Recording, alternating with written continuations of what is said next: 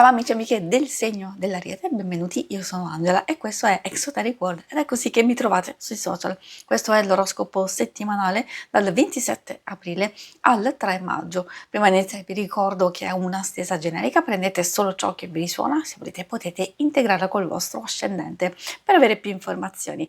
In descrizione trovate le recensioni dei mazzi usati, i link per acquistarli e i link alle playlist per conoscere il significato delle carte della Sibilla Lenormand e della Sibilla italiana. Vi invito a iscrivervi e abbonarvi al mio canale per sostenere il mio lavoro. Vi ringrazio moltissimo se lo farete o lo avete già fatto. Adesso partiamo, andiamo a vedere come andrà la vostra settimana.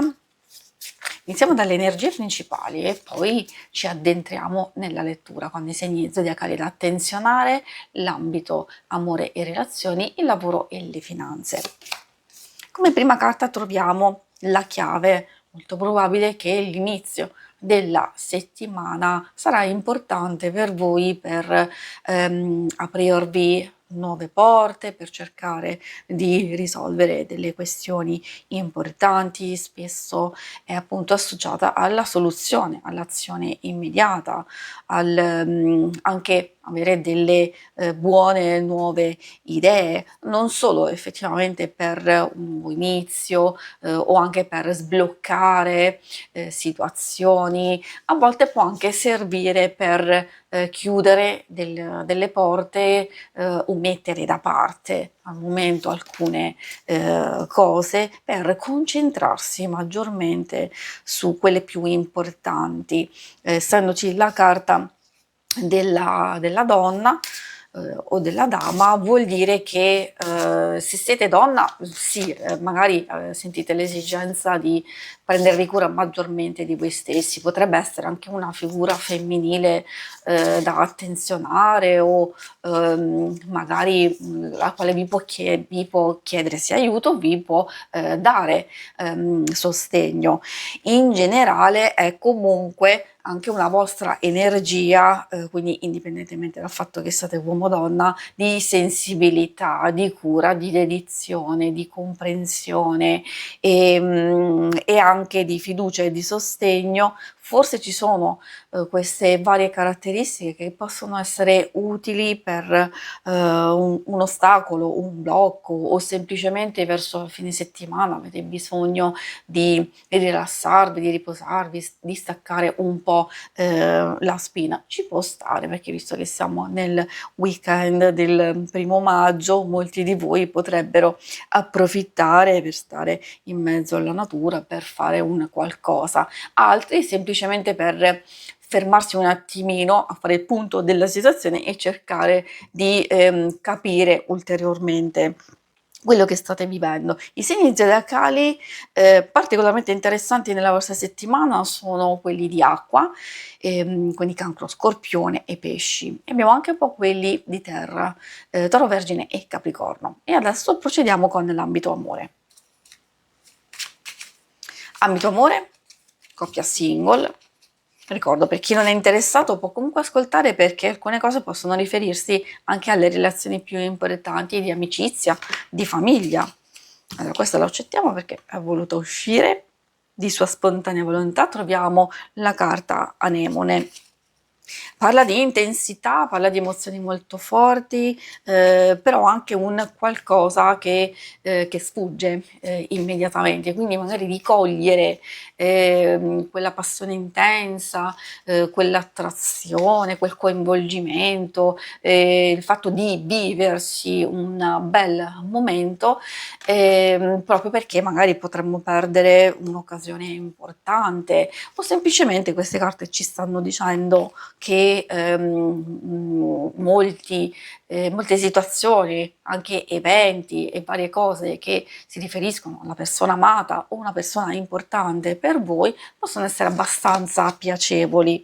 È ovvio che se parliamo proprio strettamente di amore, magari per le coppie, può voler dire che la maggior parte sarà una settimana molto coinvolgente dal punto di vista delle emozioni, forte nel bene o nel male, perché ci sono anche delle situazioni di dubbio, di incertezza, forse anche un po' di conflitto, mentre per i single può voler dire che o c'è un forte coinvolgimento, la possibilità di avventura, di una, conoscenza. Può essere fugace, potrebbe essere l'inizio di un qualcosa. Sicuramente quando esce la ginestra io consiglio di ascoltare la propria intuizione, perché, se c'è sospetto, se c'è diffidenza o altre emozioni un po' particolari, meglio verificare, meglio valutare. Ovviamente questi si riflettono anche nelle altre circostanze, come vi dicevo, amicizia, famiglia, magari sono situazioni positive di gioia e di allegria, forse questa ci aiuta a capire che magari se abbiamo dei dubbi meglio chiarirsi subito, meglio risolvere alcune situazioni nell'immediato piuttosto che lasciarle scivolare e andare via. Adesso andiamo a vedere la parte più pratica del lavoro e delle finanze. Allora, troviamo una carta militare. Spesso il militare ci fa capire che purtroppo, ahimè, possono esserci degli ostacoli che si possono superare, oppure magari esserci una fase critica, una fase dove magari dobbiamo concentrarci principalmente su alcune cose e metterne da parte delle altre, quindi di dare priorità a quelle più importanti. Oppure, visto che c'è la carta vicino della montagna, magari semplicemente ci sta dicendo che dobbiamo superare un blocco, dobbiamo superare un fastidio, un qualcosa che magari è un'incombenza che facciamo fatica a gestire. La carta del nemico ci fa capire proprio questo, che abbiamo bisogno di farci furbi, di adottare delle strategie, da un lato di fare attenzione e agire prontamente, se si tratta appunto di avere a che fare con persone nel proprio ambiente lavorativo, a volte possono essere anche dei clienti, che tendono al litigio, alla discussione o comunque essere troppo, esigenti. Può esserci dell'invidia, della gelosia, della rivalità, qualcuno che si intromette, quindi varie circostanze che in realtà possono essere superate, anche lasciate andare, quindi di non rattristirsi per questo.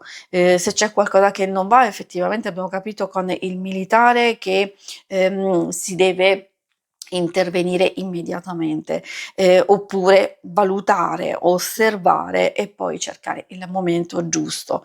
Possono essere situazioni di passaggio, sicuramente ci sono delle cose che, come abbiamo visto, nelle vostre energie principali, da attenzionare e, per chi vuole, iniziare qualcosa di nuovo, per chi vuole portare avanti determinate cose, è vero c'è un piccolo blocco, un qualcosa che può, dipendere anche da situazioni esterne, cose che non dipendono da voi, quindi meglio sistemare queste varie faccende nell'immediato e poi, procedere, magari approfittare per prepararsi, per pianificare, per poi trovare il momento giusto. Anche per chi è in cerca di lavoro e chi vuole fare grandi cambiamenti, ecco anche qui io consiglio di valutare attentamente. Magari queste sono carte che vi aiutano a capire che non avete forse al momento le risposte che state cercando, forse bisogna fare qualche modifica, oppure se state aspettando qualcuno che vi possa aiutare, forse quella non è la persona giusta.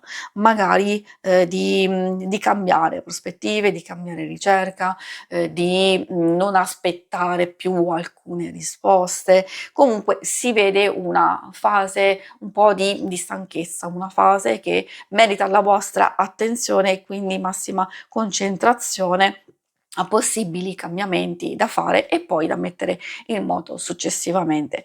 Si conclude qui la lettura, vi ringrazio per avermi seguita, se volete in alto a destra trovate il logo per iscrivervi al canale, mentre in basso trovate le schermate per vedere il vostro oroscopo mensile e lunare quindicinale. Alla prossima, vi auguro una buona settimana, ciao!